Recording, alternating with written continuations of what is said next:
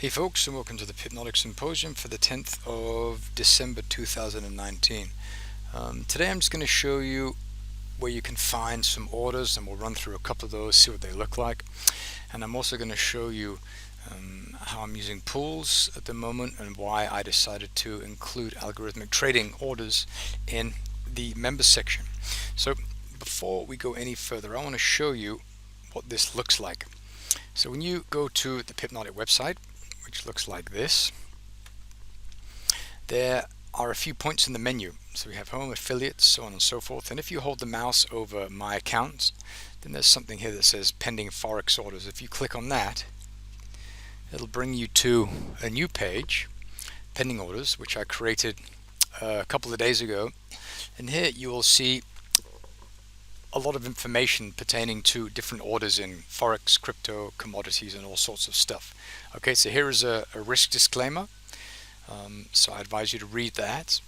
And once you've read this and understood this, well, then you can go down to this section here. And this is where we have the actual orders. Again, a little bit about risk and about taking responsibility for your own trading. And then here we can see that we have a big list of discretionary orders. So these are the directions, buying or selling. Here we have the symbol, here we have a comment, and here we have the entry, stop, and the target. Okay, so these are orders, rather these are positions that I'm going to consider trading. And so I made up a nice list here for you.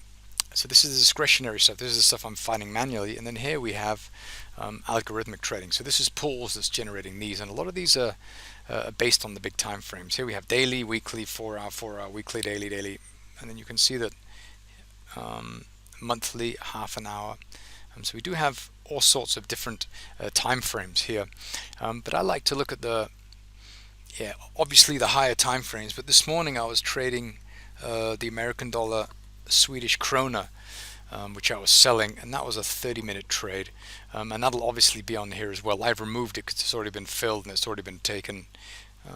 I can show you that trade.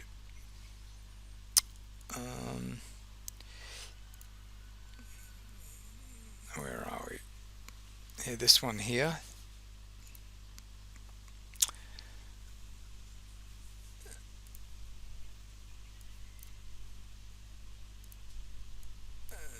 So there's a short up here. There's a very, very tiny one. If we go here, you can see there's a short up here and then out of here. So 1-to-1, really nice, quick trade. But that one's been gone because I've already it's already been filled, so I removed it. But here, the rest is still in there. And I mean, I will update these on a pretty regular basis, but for the ones that are kind of sitting there for a while, I won't touch those, like the weekly and the monthly and the daily and the 4-hour. But the smaller time frames, once those are filled and the targets have been hit or they've been stopped out, then I'll probably remove those from the list here. Okay, so I encourage you to kind of get onto this page and have a closer look. Please acknowledge the fact that if you take these trades, it's at your own discretion and your own risk. I'm just putting out there, these are things that I'm watching. I'm not going to trade all of them, but all of these are in. All of these positions are in. I'm risking 0.5% per trade, so I have 1, 2, 3, 4, 5, 6, 7, 8, 9, 10, 11, 12, 13, 14. So I have 15%. There's risk on my account at the moment. Some of them, actually all of them, are pretty far away from price, and so they're not going to all get filled. But if a world war happens and all my stops get hit, then I'll lose max 15%. The likelihood of that happening is pretty tiny, but I'm okay with having these in my account. I don't want to put 5% on, risk 5% on each trade, because if you have some kind of a risk event, then you can completely lose your account. So there has to be a little bit of common sense when you're using this. Okay, but I like to have all of those in. Some of those will probably expire because they're all set to expire at multiples of the time frame that they were qualified on. Okay, so check it out, have a look at them, see if they're useful. I know a lot of the guys in the room have been trading these levels and doing really, really well with them. How you manage them is your own. This you'll have to use your own discretion on. I'm not going to pay too much attention to detailing how I manage each trade, but we can certainly look at the trades if they either hit the target or get stopped out. Okay, and if you have any questions about any of these positions, you can certainly let me know and I'll cover those. Okay, so but just check it out. If you find it useful, good. If you don't, then don't look at it. If you have any recommendations or requests about how this information should be formatted, I'd be thrilled to hear from you. But I don't want to use a ton of time doing this. I don't want to have, for example, euro, and then I have all of the different positions for euro and then Swiss franc, because that'll take me an enormous amount of time. This stuff is generated automatically. So I don't have to manually do this, and I don't want to spend too much time on having to create these really detailed and complex lists. Okay, but you can see these, you can copy these, you can put them in a notepad, and you can kind of watch them, put them on a whiteboard or whatever, and you can yeah, essentially do what you like with them. Okay, but here they are. Again, go to the menu, go to pending Forex orders. Okay, so that's what we have there. Okay, so now we have pools, and pools I like to use a lot because it really helps me kind of automate some of the processes that I need to accomplish. So what I'm doing, I mean, I've showed this a few times before, where I have supply and demand software here and I have pools over here. The configurations of the two are the same. So we have risk reward is 2, price imbalance release period is 1, and so the same applies over here. So we have, it's up here, risk to reward is 2, price imbalance release period is 1. Okay, so the configuration of the two is pretty much the same. So what I do here, on this chart I have the supply and demand software, and I also have the Pipnotic sync charts, and I'm syncing everything. I want to sync the period, the zoom, and the symbol, because when I go to a different time frame here, I want that one to change here, but I also want to be able to ensure that the zoom is also being updated, because this is very important if I want to kind of glean the details of some of the trades. Okay, so just be mindful of that. But what I'm doing is I'm kind of dragging it over like so, and if I see something I like, well, I simply, let me show you, and I'm simply clicking on the robot here. Let me move this down so you can see it. Okay, and if I like whatever I see, I just enable that, and it opens a trade at the level that has been qualified. This is the one that it saw earlier, so this is the one that it opened the trade at. Then I'm done, then I move to the next one. And I go to this one, and I start on the monthly, because this is the most attractive time frame, and then I work my way down. There's nothing really interesting there. We have something there which looks good. We'll probably see it on the weekly. No, nothing on the weekly. We go to the daily, and here you can see something on the daily. So this might be interesting, so you could click yourself into that trade there. What I saw here is price rallied, accumulated, and then left. And this is probably a 4-hour or a 1-hour area. Yeah, 1-hour area. If we have a look at that, you can see it's here. Price moved up, we moved sideways for a while, and then price cut away, and we had a super phenomenal drop lower. And so when I saw that, I said, all right, robot, I want you to take that trade. And so I simply enabled it, and I'll just show you what that looks like. So the default configuration of the robot that I'm using, I like that. And so I'm gonna go like this. I'm just gonna turn this, just delete this. Okay. And so when I see this, what I like, and I say, great, I want you to take that trade. So I just enable the robot, and it'll open the trade for me. So the entry will be here, the stop will be at the top of the box, and the target will be down here. So a multiple of the size of the stop. Okay, and notice here that the parameter here, stop multiplier, is actually looking at the size of the area of supply or demand, which in this case is supply, and it's multiplying it by 3. So this box here is 3 times the size of this box here. Okay, and that is used as the risk. Okay, this is our risk here.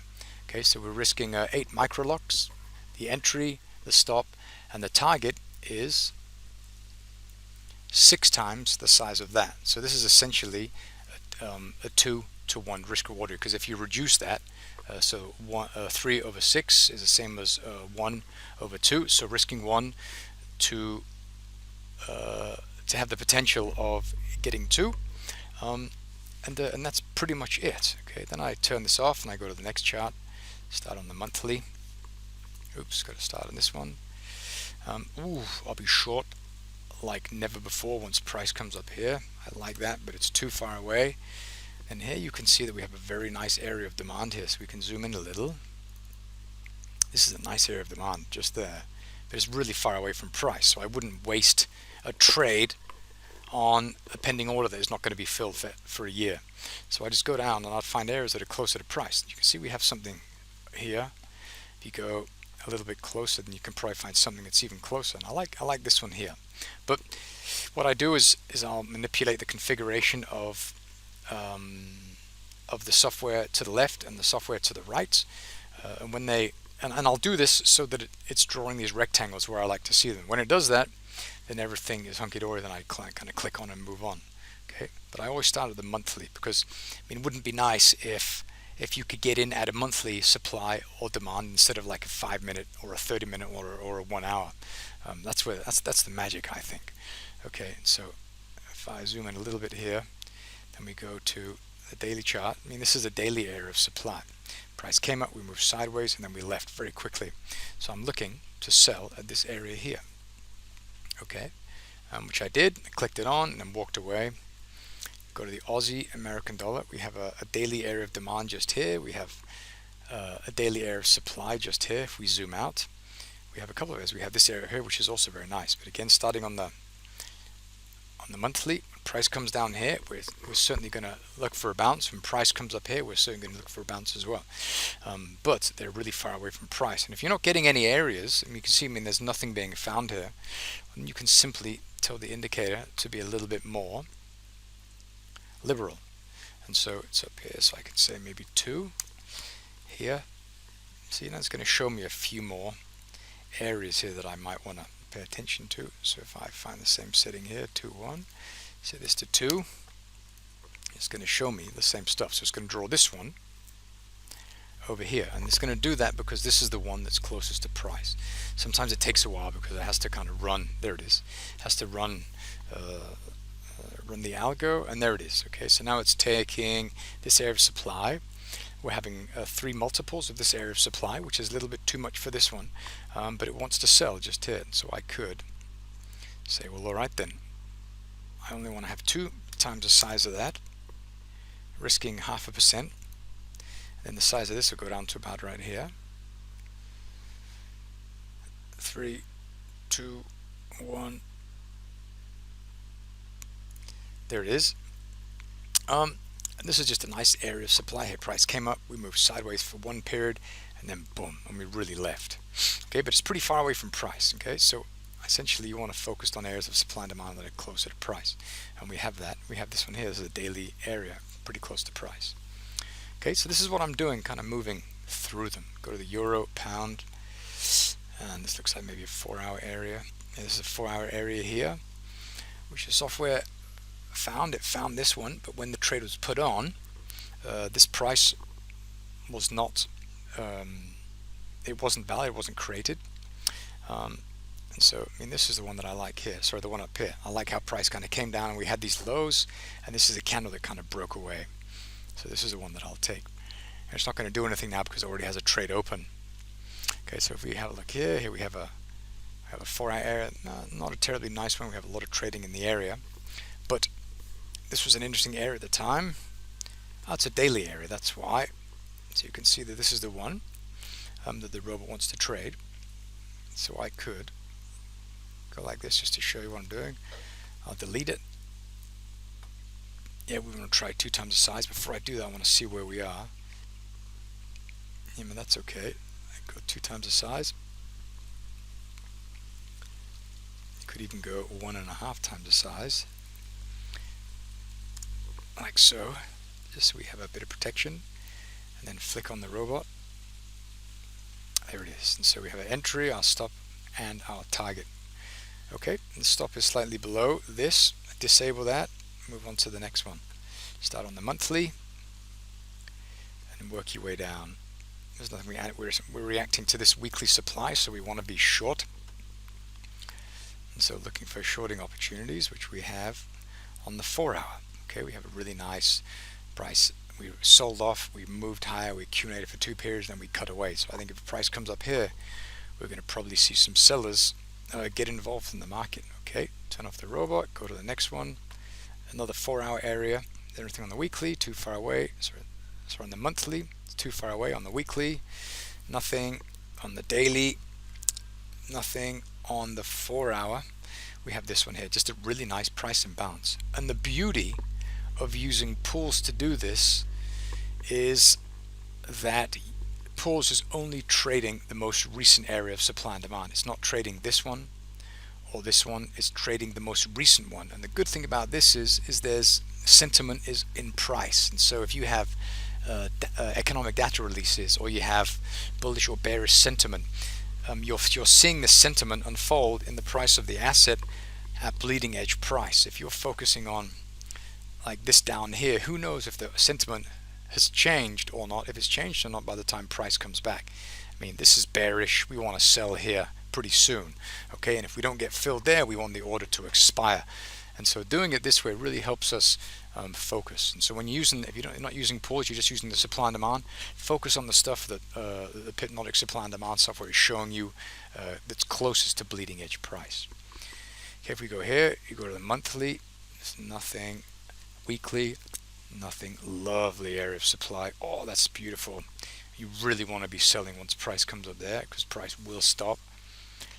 Daily, nothing. But notice the price is, I mean, it's looking to move higher. 4 hour, nothing. 1 hour, we have this. And I think, actually, this is me modifying an order. We got taken into this one, and I moved it down to this one because I just like the breakaway here. That's just a really nice release. Rally, 2 periods accumulation, and then a cutaway. Okay, I like that very much. Okay, let's go to the pound Aussie. Start on the monthly. What do we have here? There's nothing really close to price. We have, yeah, I mean, price is getting close to this. This is very interesting. This is very interesting. So what we can do here is we could, let's see this order. Let's remove this. Go to the weekly, and now I want to tell the robot to trade in line with the swaps. True. When you do this, it's only going to trade in line with the swaps. So now it's going to look to sell above price when you give it a minute. So if I say, I'll put this up at 1 to 2, 1.3 maybe. So the size of that is so big, and I turn it on.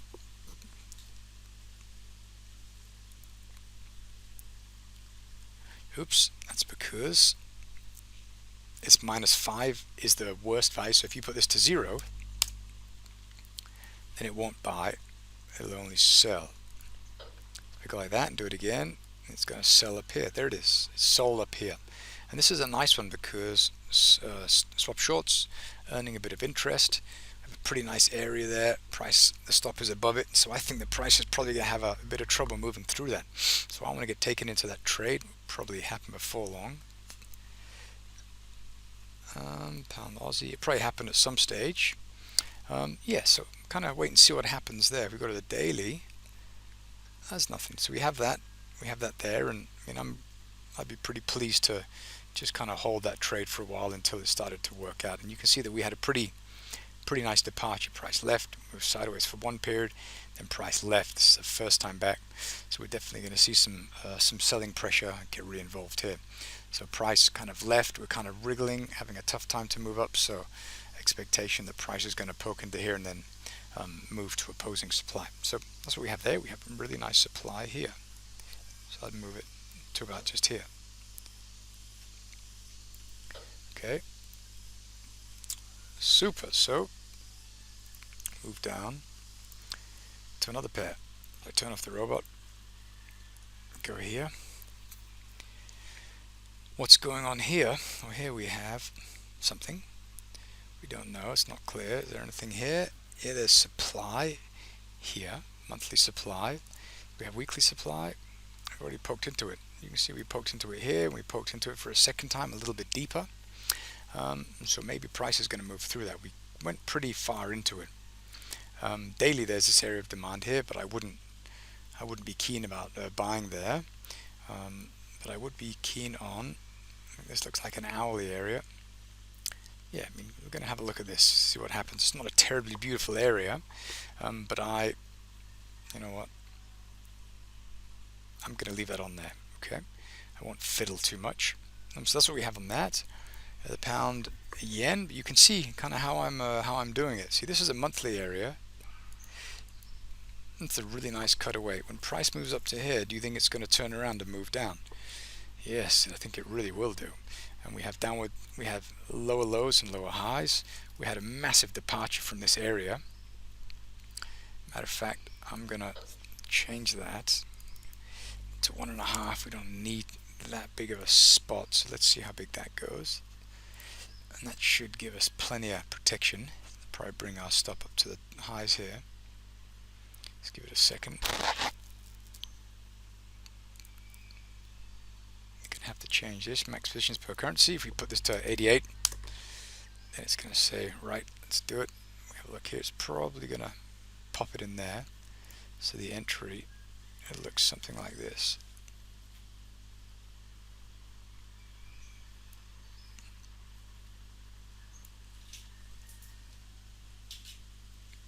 There it is. Okay, so it found this area, it multiplied this area of supply by 1.5. And that's where the stop went, the entry, expectation that price is going to move lower. Okay, good. Well, I'm going to wrap it up for now. If you have any questions, send them in. See you in the next video. Thanks for watching.